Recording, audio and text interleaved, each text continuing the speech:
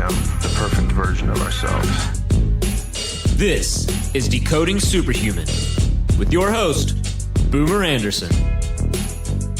Why, hello, Superhumans. Boomer Anderson here, host of the Decoding Superhuman podcast. Today, I have a smile, which you cannot see, from ear to ear, because I just got off the plane from Iceland. And yes, it was an absolutely epic trip. But I'm also smiling because of today's guest. Our guest today has had quite a significant influence on my current fitness regimen, as well as really influencing how I look at fitness in general. Because, as many of you know, I have overdone it in the past, leading to almost symptoms like burnout. But my guest today is six-time CrossFit Games veteran Marcus Filly. Marcus grew up in the San Francisco Bay Area, where he played multiple sports as a child, including soccer, baseball, and golf. He graduated from the University of California at Berkeley with a degree in molecular and cell biology and an emphasis in nutrition and physiology. After Berkeley, he completed a year of graduate work at The Ohio State University School of Medicine before his interest led him to CrossFit in 2007.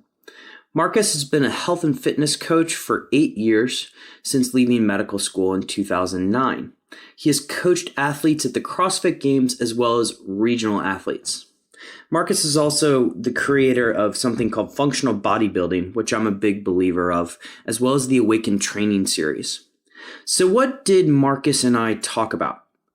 The predominant focus of this episode was recovery, because I think it's something that often gets overlooked when it comes to exercise. We all have the view, or I'm generalizing here, a lot of us have the view that exercise is a more you do, the better equation. And as Marcus gets into, that's simply not the case. We want to be effective in our exercise. We want to be deliberate, but we also want to be deliberate in our recovery. So we talked a lot about recovery. We talked a little bit about the CrossFit Games and sort of the, I guess you could say, use of SARMs and other PEDs in the CrossFit Games. We talked about Marcus's background and what led him really to functional bodybuilding. And then finally, I get to ask Marcus my 3 favorite questions, which, when we got into extreme ownership, as you'll see, it was quite fun for me. But the show notes for this one are going to be found at decodingsuperhuman.com/Marcus. That's MARCUS.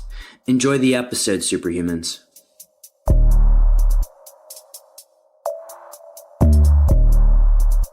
The sponsor for today's podcast is Neurohacker Collective. The chairman, Jordan Greenhall, has been on the show to talk about one of my favorite topics in episodes to date, sovereignty. And the medical director has also been on the show to talk about unleashing your human potential through epigenetics. That's Dr. Daniel Stickler. But why do I love Neurohacker Collective so much? Well, frankly, it upgrades me on a day-to-day basis. Actually, I take their products 5 out of 7 days of the week. Their original Qualia stack is something that I absolutely and still thoroughly enjoy. It's packed with over 40 premium brain nutrients to immediately enhance your focus, energy, mood, creativity, and all while supporting your health. Their new flagship nootropic, Qualia Mind, is a premium nootropic supplement that helps support mental performance and brain health. And frankly, with both products, I do not get the crashes that I commonly get with nootropics and other supplements. So I want you to go over to their website and check it out when you have a chance. It's neurohacker.com. And if you subscribe, you get 15% off by using the code BOOMER. If you want to just do a one-time purchase, you get 10% off, again, using that code BOOMER. And while you're there, pick up their free foundational guide to neurohacking. It's definitely worth checking out. But please, enjoy the show.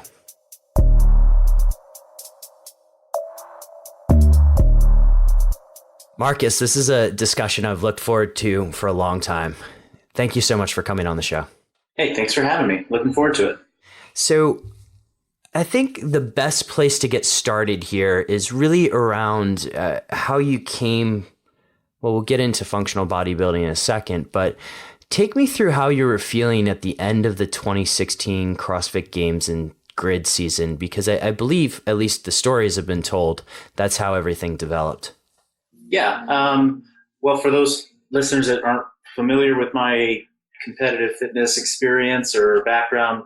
I played a lot of college soccer, played a lot of sports when I was younger, fell in love with fitness along the way, got into fitness for the just pure joy of seeing what I was capable of doing in the gym and the feeling good aspect, which then segued into a CrossFit obsession in the early 2009. And then as the sport of fitness kind of evolved, I started to get involved at different levels, team competition in CrossFit, individual competitions in CrossFit, and then grid league for the short time that it was, a thing. And there was some success that I had with that. But it was really just a 7-year process. It was a 7-8 year, span of time that I was really kind of exploring competitive fitness. So, taking what I had used for much of my life as like a pursuit of feeling good, of looking good, of building confidence in myself, which then turned into, okay, now I'm trying to race against other people in exercise. And it took a number of years for me to really understand what that meant, what kind of toll that was going to take on my body and what that meant relative to what I got into it for in the first place. And that all culminated kind of in that last year after 2016, moving into 2017. I just think that I had now put in 6 years of competitive, appearances at the CrossFit Games as well as the Grid League.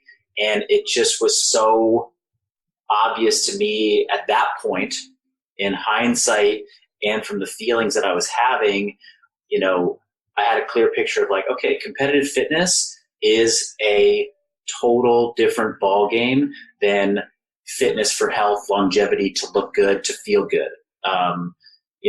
I fought that for years because I would feel banged up. I'd feel beat up from competing in the sport of CrossFit.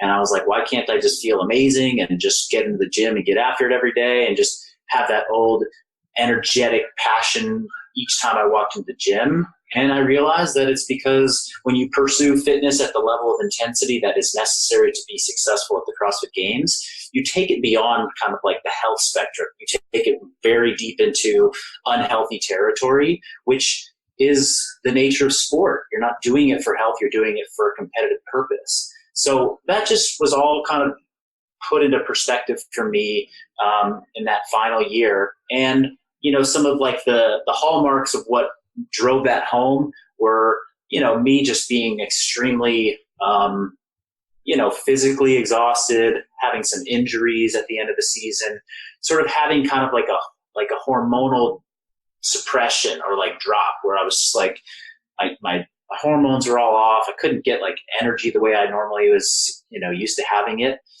And knowing that every year prior to that was a build upon the previous year. There was more that I did. It was always more. There was no, I'm just going to do the same as I did last year and I'll be successful. So I was at this really critical point where it was like, okay, I'm feeling about the lowest I've felt since starting this process.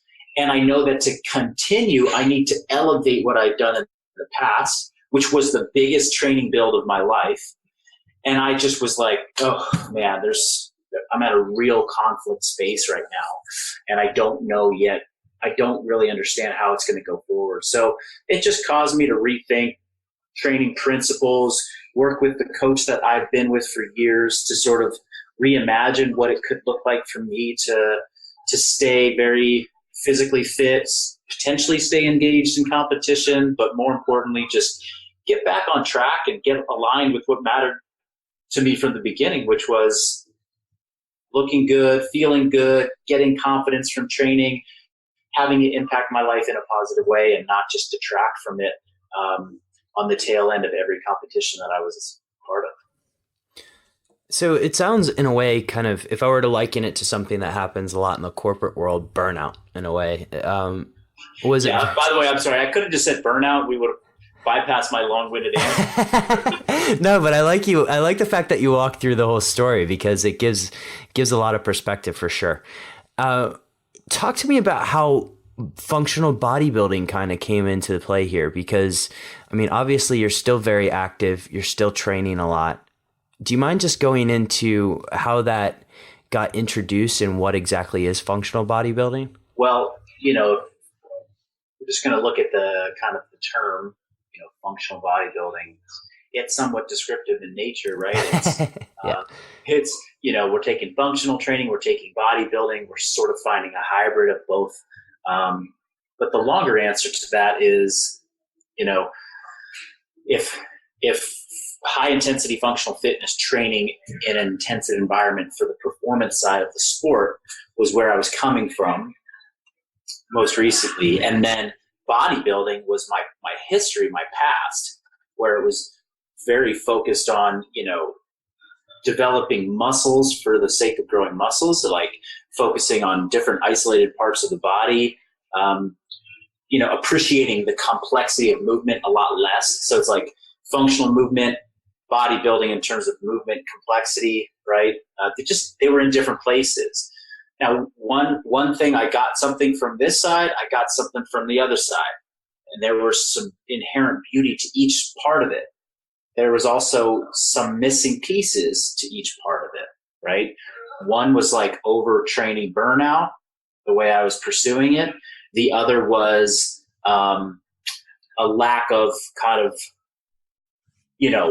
progression. Like I couldn't progress my bicep curls beyond where they had. I mean, I could always keep trying to get my muscles bigger, but at some point I stopped wanting to be, bigger, more muscular, and the drive to go into the gym and, add 5 pounds to my bicep curl just wasn't exciting. As exciting as I came to realize, like doing more complex functional movements or, different movements that required more of the body to work and just were a challenge mentally. So, in hindsight, I think functional bodybuilding really was sort of a way to marry the different phases of training in my life. But initially, it was simply just, okay, let's take this athlete, which was me, working with my coach, and how do we simplify Marcus's training in a way that allows him to recover, right? So when people experience burnout, whether it's in the corporate world or whether it's in training and sport, it's just that it's the culmination of too much stress in their life, and they're basically, their systems can't keep up. They can't adapt fast enough. They can't recover fast enough in order to feel, normal or at homeostasis. So in the maybe in the corporate sector, people are experiencing burnout. You have to look at how do we mitigate some of the stresses or, de-stress them in ways. And maybe that's in the office place. Maybe it's with their diet. Maybe it's with movement. Maybe it's with other things within we look at the same thing with an athlete. But here I was living a pretty quality lifestyle. Like I eat really good food. I prioritize sleep, so the input that was really high for me at the time was my training. So the training had to come way down. How do you bring training down? Well, you go to more simple movements. You go to less complex brain activity in the training. You slow down as opposed to go fast for speed or intensity. You start to isolate a little bit more. You start to do stuff that looks like bodybuilding, actually. And so, but I didn't, my coach didn't start prescribing me bicep curls and tricep kickbacks. He was prescribing me, variations of pull-ups, variations of ring rows, variations of planks, variations of band walking, variations of squatting with kettlebells. It's unilateral work, right? The stuff that now people who are familiar with the functional bodybuilding, programs and pages that we have are like, oh yeah, that's what he's doing, right? So that's really kind of the beginnings of functional bodybuilding and how it got going. And I only needed to have about, I would say probably 2 months into training in this kind of new way, this new style. I was just like, boom, there's something unique here. There's something different. This is not being done. People are not seeing that this is a potential way to approach fitness. It feels amazing. You can accomplish the goal that most people actually have of looking good when they come to the gym. And, it can be a lot more enjoyable and entertaining than some of the other approaches to looking good, in a traditional bodybuilding sense. Okay. Well, thank you for walking through that. And I must say, as somebody who's doing this, it is quite enjoyable and a lot of fun. Seems like from a third party perspective, things are really starting to take off for it too. How much, in doing some research for this, I looked into kind of your background in molecular biology.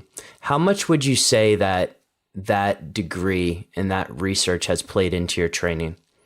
I mean, it's shaped everything about the way I look at,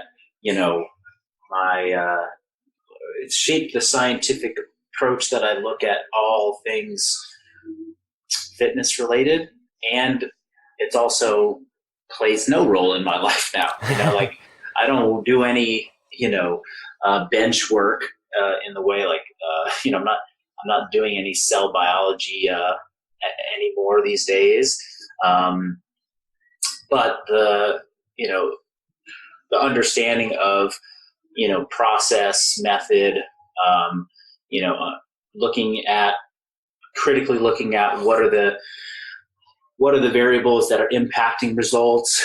That stuff was certainly learned through that education process. I've also very, understanding physiology on a cellular level is pretty valuable in my field now, and what I'm doing as a health and fitness, coach and educator, because I think, breaking things down to their fundamental parts is a big, it's a big part of the mindset and the thought process that goes into functional bodybuilding, right? It's, what's the movement? What's the pattern that we want to focus on? How do we break that down into its, basic fundamental parts? How do we deconstruct it? And that's kind of how cell biology, the focus we took on, human physiology and nutrition was like, okay, well, yeah, you got your carbs, you got your, proteins and fats, but okay, what does a carbohydrate look like on a cellular level? Where do the chemical reactions happen? How do those things break down and then, release, simple sugars into the bloodstream? How does that get absorbed across the gut? What cells are actually, what transporters or proteins in the cell wall are actually carrying those things across? Those, I don't remember, I don't need to know the details of the names of the proteins that transport glucose across cell membranes. They're still stuck in there somewhere, but it's just the concept of okay, there are layers to everything that we're seeing, right? Mm-hmm.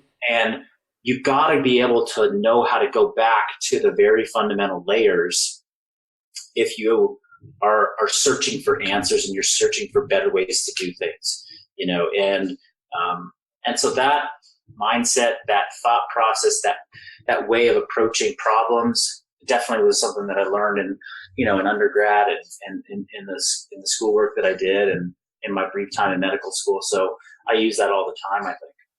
Awesome. This is great. Marcus, one of the things I absolutely love about the program is the email you get Thursday morning about recovery and Sunday, and just sort of the general emphasis on recovery with functional bodybuilding.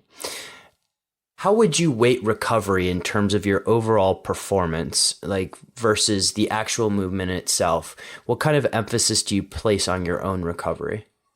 I don't think I no longer look at them in isolation. Okay. Training and recovery are one and the same, because you're in that, progress or adaptation, has to happen with both. You have to have a training stimulus. You have to have adequate recovery for it. And, positive adaptations come from a good, healthy balance of that, the right amount of stress, the right amount of recovery. negative adaptations will come from not enough stress, too much recovery, or basically under training. And then the opposite is true. If you train too much and you under recover, you can also see, basically your strength numbers go down, your energy levels go down, your sex drive go down, etc. So it's kind of also like, how much do I prioritize recovery versus training? Well, it totally shapes how I look at the training prescription for somebody. Mm-hmm. I'm not thinking necessarily about how much am I going to get this person to recover this week? I'm thinking, what can this person tolerate from a stress load, given the amount that I know that they're trying to recover? Mm-hmm. People will prioritize their recovery kind of based upon what is available to them in their life, what their knowledge is of recovery. You can stress it to them, but at the end of the day, if somebody doesn't want to take a rest day, then 3 of their training sessions every week are going to be recovery in nature. And I'm just going to give it, I say, hey, well, if you don't want to take a rest day, then you got to go for a hike today. Sunday, you're going to go for a walk. And then Tuesday, you're going to go for a swim, because I can't load you 7 days in a row and expect anything positive to come out of it. So, the short answer is it's extremely important, and so much so that it basically impacts exactly what the fitness prescription the person gets, not just the recovery prescription that they get. Along those lines, are there any sort of generalized themes you can make for people in sort of enhancing their recovery? I'm thinking more in terms of sleep, but also supplementation. Any sort of general recommendations you apply to people, or is it all very specific to the person? We definitely have some general recommendations for sure. We'd love to say try and aim for 8 hours of sleep a night. Mm-hmm. We like to say from a hydration standpoint, drink half your body weight in fluid ounces. So that's if you're counting pounds, rather. It's like a 200-pound individual, drink 100 ounces of water. We can start to I can get into some other general prescriptions around protein requirements for people, how much protein they should be eating. But let's do that, because that's a question that I commonly get from listeners, is sort of, especially when you look at other diets like ketogenic diets and those kind of things. I guess on the nutrition side, does an athlete need carbohydrates? I guess is part one. Maybe we're going down a wormhole here. And then how much protein do they need? Well, first, I guess it depends on how you define an athlete, right? And what the sport is, So a golfer, I think the golfer's an athlete. I don't know that a golfer needs a lot of carbohydrates for the type of training stress that they have. Golfing is it's relatively, it's very aerobic in that you're just out for long extended periods of time, walking, low, moderate heart rate, and you have to really have good control of your nervous system. So in that case, I would really recommend a very low carbohydrate, approach for those individuals. Basically, almost ketogenic. They want to be in a fat burning state. They don't need to be in ketosis necessarily, but just that kind of thing. So you have to ask, what does it mean to be an athlete, and then what's the sport? Certain sports, I absolutely know that carbohydrates will enhance your performance, and CrossFit sport is one of them. I haven't been able to poll all the top CrossFit athletes in the most recent games, but I'd wager a lot of money that 100% of the men and the women that competed at the CrossFit Games, the fittest on earth, eat a lot of carbohydrates. Yeah. And they rely a lot on carbohydrates for their training demands, right? So there are zero keto people that are, at the CrossFit Games. So that's, why is carbohydrate important in that respect? It's just a tool to aid in the recovery process, really. From the energetic demands of the training, you can fuel with different substrates, but the carbohydrates definitely help recovery, and they definitely help those types of athletes that are producing a lot of like high intensity athletes that are training at a high level. It reduces kind of this, it manages the stress response that they're under. I mean, they have so much cortisol in their bodies that they're just burning sugars up all the time. And if you take sugars away from them, their body's going to be trying to figure out how to manufacture them fast. And we don't have a very fast mechanism for manufacturing sugar. So they're just going to be under more and more stress. And then from a protein requirement standpoint, like, coming from like a bodybuilding world back in the day, I really kind of had this notion of like, I need to have so much protein, like 1 gram per pound or something like that. I mean, I was experimenting with even bigger numbers than that when I was bodybuilding, because I was like, trying to like cut calories, keep protein high, get the most thermogenic effect from food, all right, I'll have 300 grams of protein every day, and like 150 grams of carbs and like 50 grams of fat, So that was kind of an old thinking. More and more I realized like you don't need that much protein. I still use the 1 gram per pound of body weight for athletes. I think it's an okay prescription, but it's funny when you get some people to weigh and measure, they can, if they're from like a bodybuilding background, they can way overshoot that. They're eating, 8 ounces of steak, 8 ounces of meat, 5 meals a day, plus shakes. And I'm just like, yeah, you're kind of overshooting quite a bit. A little bit overdone. But yeah, so then, but for somebody who's just kind of getting into fitness, that's an area that they often undereat, protein they undershoot their protein requirements. And it's an area we have to really emphasize. It's like every meal, I want you to base things around, I want you to really base your meal around some lean protein so that you can get the hormonal effects from eating that and feel good, build energy, start to really, support your lean tissue and help you burn body fat over time. So on that, or to that end, supplements are a very popular topic, and there's a lot of stuff that people take which may or may not be necessary. Are there generalized supplements that you think are really good that help with recovery? Yeah, I mean, if you're training hard, I think a quality whey protein supplement that also has some carbohydrates in it, depending on the level of intensity, could be a really smart choice. Then again, it's like supplements. I know people don't love to, they like to talk about like, well, what supplement can I take like on day one? The pill for the ill. Yeah, it's a supplement. So make sure your diet's in check. But assuming that your diet's in check and you're doing good things there, like don't take a whey protein supplement if you're not eating protein at every meal during the day. Start there first. You'll recover much better if you start with your actual food intake.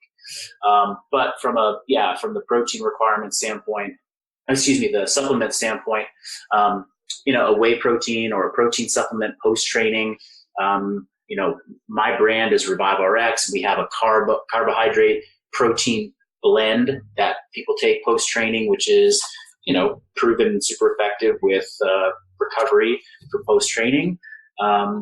Let's see. Additionally, from a recovery standpoint, the way you absorb your nutrients and the quality of your sleep is greatly going to impact how well you recover. Mm-hmm.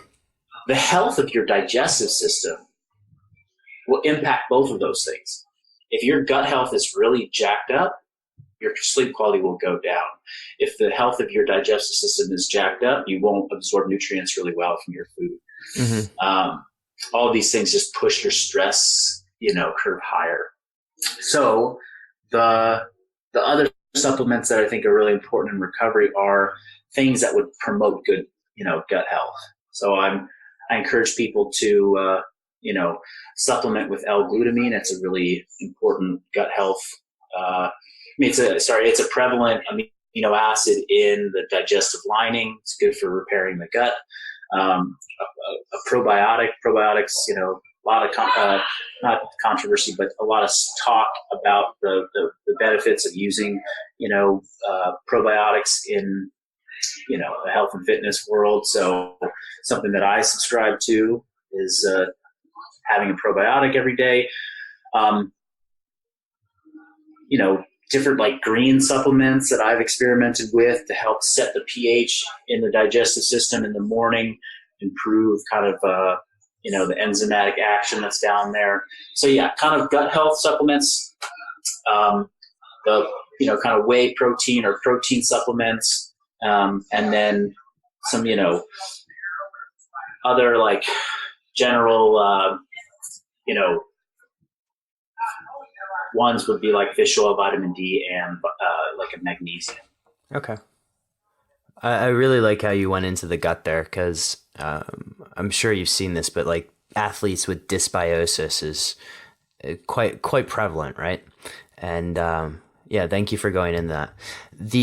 Marcus, one of the things I really wanted to talk to you about, and has kind of been a controversial topic of late, is SARMs and performance enhancing drugs, because it's come up in the CrossFit Games. It's come up obviously in the Tour de France many years ago, but many of the athletes are using this for recovery or increased performance.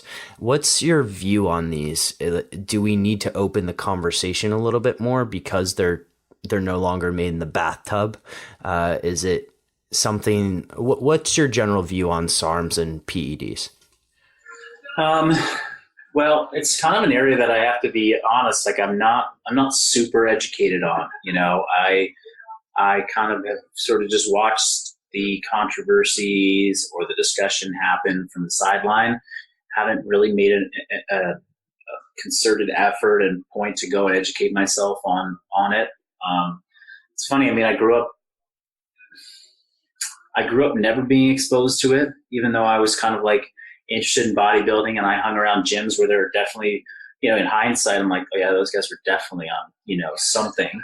I played collegiate athletics. I was a soccer player, so it's not super prevalent in the soccer world, but, I knew football players. I had a big Division I school, just had no exposure to it and never heard anyone talking about it. Got into CrossFit, and I was always, for years, I was at the top. I was kind of at the top of the game, and I never felt like, gosh, I can't keep up. There were always guys that I competed against that I was like, they're just better than me, and that's, I just chalked it up to that. Like I never thought like, oh, well, he's better than me, therefore he must be using, right? But I just kind of was like, well,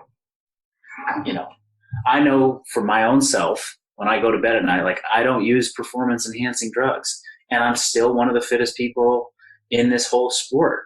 And I haven't reached my innate potential yet. So I kind of was just like, I kind of was in the camp of like, man, I think people are blowing this out of proportion. I think that they all think that everyone in CrossFit's on gear, but we're not, because I know I'm not. And, I've spent time with a lot of these athletes, and played on the Phoenix Rise. It's like 2 months. I'm living with a bunch of the best athletes in the sport, and, again, still not exposed to it. And then, of course, drug testing is happening, and people are getting caught. Some of the first cases early on were like inadvertent, I took something that was in my C4 or my, whatever, NO Explode, or sorry, I'm just throwing out brand names. Yeah. It's totally fair of me to say, but excuse me, there was one company, Jack 3D, that did have something that got people popped back in the day. Yeah. Right. And they've since probably changed their formulations, of course, whatever. But these are like inadvertent kind of test results. And then now in the last couple of years, definitely starting to hear more about like, oh, that couldn't have been inadvertent. Like that's not, there's no accidental, like from what I understand, you can't accidentally just get that in your system. Like that actually has to be administered by a doctor. You have to find that like in somewhat of in a way that's like, I'm clearly trying to gain an advantage. So yeah, I mean, I don't know that there needs to be more of a conversation about it. I think that, people are talking about it a lot now, especially since some higher profile athletes and some podium finisher 2 years ago at the CrossFit Games basically had his, medal taken away from him for this. I think that there's still a lot of people that are inadvertently taking stuff. They're just not aware because there's banned substances and over the counter things. And, that freaks me out. I mean, I don't take a lot of supplements these days. I take basically like the stuff I talked about, and really low risk of contamination in those areas. But it kind of like, it freaks me out. Like, should I ever decide to compete again? Like, I mean, I got drug tested a lot in CrossFit, in the course of the season, and never was I taking, drugs knowingly. And I would still get these tests and I'd be like peeing in the cup or taking a blood vial and I'd be nervous. I'm like, oh my God, did I inhale something walking by the thing the other day? Mm-hmm. I don't know. So it's a lot of energy to go educate yourself on everything that could be bad, banned. And it's also, but I feel like if you just stick to these principles that we've just discussed about recovery and training, like you can accomplish so much without it. And, there's very few people that can make it to the CrossFit Games. And I think that some people believe that if they, use certain substances, they can get into that small group because they're genetically not inside that group. And that's a hard realization to come to if that's what you've kind of built a lot of your life priorities around. You spend all this time training to get to, an event like regionals or get to the CrossFit Games. You've done it for 3 years. You can see that there's a pretty big gap between you and the field, like in that top part of the field. Like you just feel it when you're out there. Like when I would compete against Josh Bridges, for example, at regionals, and he would be, there's things I was way better than him at just because I was a different type of athlete. But there's some areas where I'm just like, I'm not catching that guy. Like today, tomorrow, next year, like even when he's 40 and I'm 35, like I'm still going to be chasing that guy because he's just better. And you can feel those things, as an athlete. And I think that there's certain people in the sport that felt that, and they're like, but I've dedicated so much, I got to keep doing this. And the only way I can close that gap might be to take something. And my heart goes out to them because it's just such a misalignment of priorities. It's such a it's a sad place to be. They just kind of have, if they're knowingly doing it, I think they just have like lost their way. And if they should be punished for that. They should not be able to compete in the sport for a number of years. That's an opportunity to learn and grow. And so anyway, hopefully that was a good enough. No, that was, I appreciate you going through that. And I do think it's a tough realization that people have to come to. And one I came to a long time ago in the CrossFit Games, like I'm just not going to make it there. But it is a very tough realization for people. One of the things that, actually, before we go into this, when you're looking at your own recovery, your own strain, do you use any sort of technology to monitor things like heart rate variability or other things? Or is it a lot of just sort of knowing thyself for you? It's both. I mean, okay. I have a Whoop band, so I use that, the Whoop strap, and got it right here.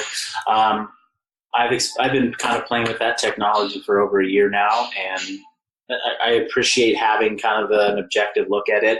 And for the most part, it matches sort of my intuitive sense of what I need and where I'm at. And sometimes I'm surprised to find out that, like, oh, actually, I was a little bit off, and so I'm not training at that level of like sport where I'm going to look at that information and then make it like change how I approach my training in any big way. But I definitely appreciate having kind of some of those metrics to look at, my sleep quality, the time, the amount of sleep, what my strain is on any given day. Okay. Awesome. Okay. Marcus, there's a couple of things I want to go a little bit of a right turn here and talk about competition prep and mindset, because as I was researching you, a lot of what you're known for in some of the videos that are out on you are sort of your mindset towards competition. Do you mind just, because I think there's broader implications for this for anybody going through a big competition. Do you mind just taking us through sort of how you get yourself mentally prepared for competition? I mean, competition really, like the mental prep for it always starts for me like well before the competition weekend, or the competition day. It's like there's a number of months leading up to it where it's like for example, in CrossFit season, the old season, it was CrossFit Open, CrossFit Regionals, CrossFit Games. So like once, more or less like January 1st kind of rolled around, the Open was very much in sight. It was right there. It was like, 7 weeks away. And so each week in training, I started the mental preparation of putting myself in the mindset, both, and the physical, the same physical kind of place and schedule that I would for the competition. So Fridays is when I'm going to have the, my open result or my open workout. So I would kind of like rehearse the whole week leading up to it, think about how am I going to get myself to feel feel the best on Friday? How am I going to remove the obstacles that might be in the way of keeping me focused? So like get my work done early in the week, schedule my meetings earlier in the week so that when Fridays arrives, it's like I have nothing on my plate to kind of distract me. And then within the actual workouts that I'd be doing leading up to like the Open, there might be 1 or 2 workouts a week that reflected sort of like an Open style workout. And I would rehearse, my pre-workout ritual, my warm up, I would go into that workout and training, and kind of do the self-talk that I would plan to use in the Open. I always had to kind of tell myself over and over again, like, 1, you're okay. 2, this is what you want to do.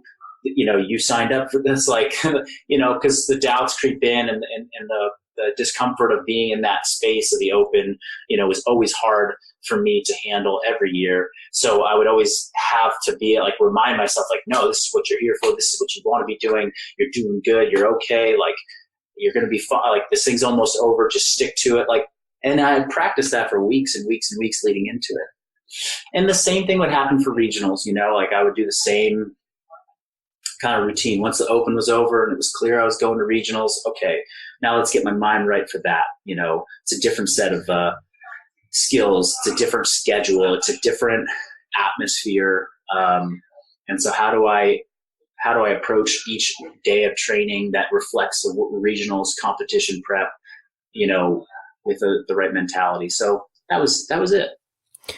Now, since you've kind of stepped away a little bit from the CrossFit Games and you're focused a lot more on your business, how would you take the lessons that you've learned in sort of the competition prep, and how are you, or just in general from competition, and how are you applying those to your business? I'm actually curious if there's any overlap with that. Well, no, I mean, I just one thing comes to mind, like right out of the gates, and that is, I always was encouraged to take ownership of my own stuff as my coach in my training for, competitive CrossFit. It was, what's your, you got to own your successes and your failures, right? And, my coach was never like, as many times I would thank my coach for getting me to a certain place, like, hey, you helped me get, like, you got me here, something like that. And he'd be like, no, I didn't get you there. You got yourself there. Like, good for you, and when things were going not my way, it was like, yeah, that you also got yourself there. That's not my fault as a coach, So that's a principle that I think definitely comes into business, I'm learning that with, I've got people that work for me, that's a big responsibility, and it's something that I certainly don't take lightly. And when they struggle, I take ownership of that. I mean, I know I need to teach them to take ownership also, but I I take ownership, like, okay, what's my role in this? You know, I'm supposed to help them with that. I'm supposed to be there for them. I'm supposed to provide them the guidance. How am I doing with that? So bringing that sense of ownership, like the business is not failing because of anybody else but me, you know? And like when things go wrong, like I look to myself first. So I don't know, maybe that. That's great. Extreme ownership. I absolutely love it. Yeah, man, I love that book, by the way. Jocko Willink. Yeah, he's. Yeah, well, it's like I read it, and it was like, you know, there were definitely things that he said in that book that were kind of eye-opening to me, but ultimately just resonated already with like kind of my core philosophies. And I absolutely agree. Like everything on that book just kind of struck me as like you own your own destiny, and that really resonated really well. Now, before we get into the final 3 questions, Marcus, I just want to say thank you for the Awaken training series. Like I've talked to some of your staff before, but you know, I went through a pretty tough powerlifting bout for a while and beat myself up, and this has gotten me to love the gym again. So thank you very much for that. Awesome. So final 3 questions that I ask every guest. And the first one is really, what is your biggest health pet peeve, or let me rephrase that. The biggest pet peeve in the health world right now, things that you don't like that are being said, et cetera, et cetera. I mean, anybody that's just out like preaching it's my way or the highway. It's like, there's only one way to do anything, you know, or like, hey, like you should never do that. Like there's, that bugs me, you know. I'll post some movements periodically that are a little controversial, like a Jefferson's curl where you like really flex and flex and extend your spine under load, like in a deadlift kind of fashion. So, or like a behind the neck barbell press. And I get these people that are just like, you never should do that. Like the shoulder's not meant to be in that position. Like you should never flex and extend the thing under load, like your back, your spine. And I kind of just like, I love to say like, there's no, you know, actually I read another coach say this, was like, there's no contraindicated exercises. There's contraindicated people. Like you gotta assess the person, you know, and that could be extended to like, there's no contraindicated training styles. There's just contraindicated people. Like CrossFit is a great training method, but not for everybody, you know. Yoga is a great training method, but not for everybody, you know. Right. So it's that's a pet peeve of mine for sure. Yeah, we're all individual. That's really well said. On the next question is more along the lines of focus. What's your top trick to enhance focus? Because I've read some about how you tackle your business, but I would love to hear sort of tips that you have for people in terms of just enhancing your day-to-day focus. Well, I think, you know, I don't want to pretend like these are like my concepts, but you know, something that I learned, I think probably from Tim Ferriss in the early days of reading some of his stuff or following his blog, was just like, you know, batching things, kind of like being, you know, trying to do too many things at once and you won't get anything done. You know, set aside this much time to do this part of your day and just do that. And, you know, you'll be able to accomplish a lot more in a given time. For me, I mean, I've always had like well, most of my life, it's been like a healthy dose of pessimism that I would kind of keep with me, you know, like the functional pessimist. I don't know. I think Bill Gates has a term for it or something like that. It was like, just kind of that feeling of like, well, what's the worst case scenario? Something might go wrong. And therefore I always stay focused on ensuring that we don't have that happen. That's kind of a funny tool to use. And I don't know if, you know, that's something people can just turn on. That might just be inherent to certain people, but it's definitely something that has kind of been a big driving force for me in my life. While it's worked really well to keep me focused and get a lot done, it's also been, you know, a big obstacle to overcome in my life, because when, it's like, let's just say anxiety has a way of kind of like making you work really hard. And then there's a point at which if it gets too high and you cross a threshold, it has a negative impact on you. And I've experienced that through business, through competitive sport.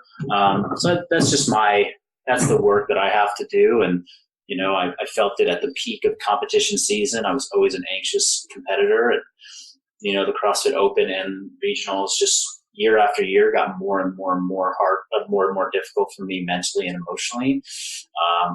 And, as I grow this business and it reaches more people, that there's starting to be those moments where I'm like, oh man, this is kind of taking its toll on me, because there's now more and more things that I feel responsible for. Mm-hmm.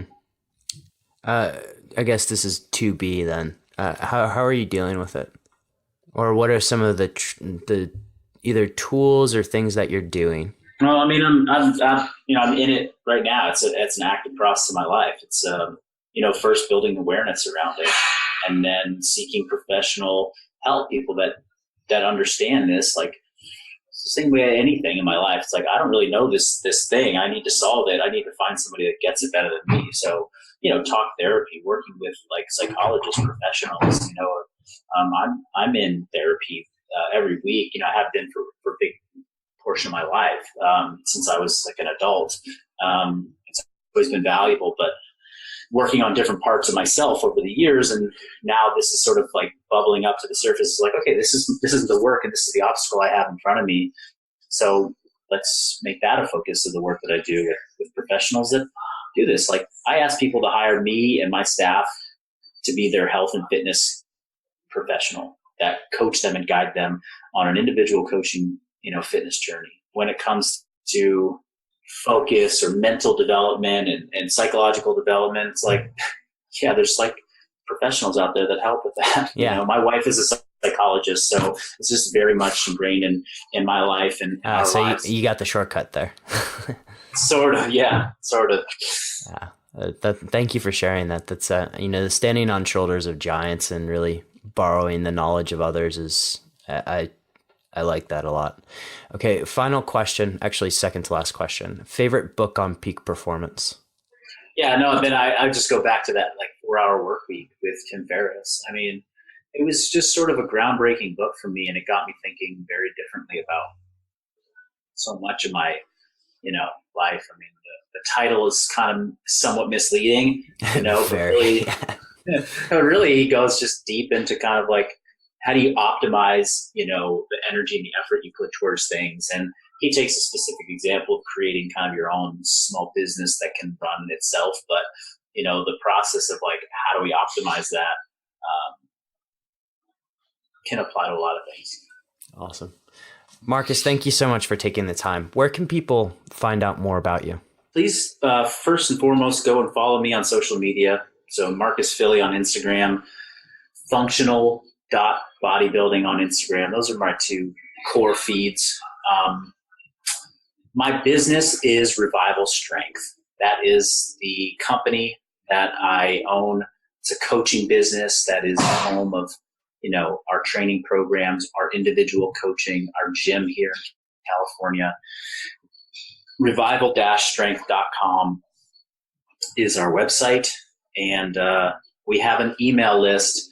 You go and sign up for that email list. You get a trial training program of the program that you're following. You get a nutrition kind of how to download, a little bit of how I approach my food, the supplements and why behind it. And we send out weekly content. Every week there's an email that goes out that is training, nutrition, lifestyle related, lots of functional bodybuilding content. So it's all free if you sign up, and it's just a great way for us to communicate with our audience and let them know what we're doing and give them tools that hopefully impact them in a positive way that they can go and apply right away. So follow me on social media and go sign up for the email list. Perfect. Well, Marcus, thank you so much for taking the time today, man. This has been a pleasure, and really getting to pick your brain on all kinds of things related to recovery, to nutrition, to really just performance in general. So thank you so much. Yeah, my pleasure. Thanks so much for having me. Awesome. To everybody listening, have an excellent day.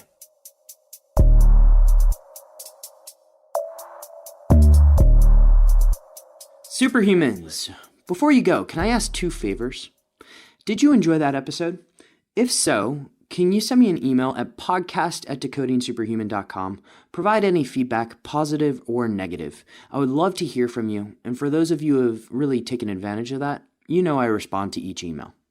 Secondly, if you did enjoy the episode, can you head on over to iTunes, SoundCloud, Spotify, Stitcher, any one of your favorite podcast listening platforms, and give Decoding Superhuman a 5-star rating. It would really be appreciated. And then finally, for those of you who are looking at taking an informed approach to health, head on over to decodingsuperhuman.com. Check out what we have going on over there. And if you want to schedule a free 15-minute discovery call with me, you're going to have that option. Superhumans, have an absolutely epic day. And remember, as always, choose health.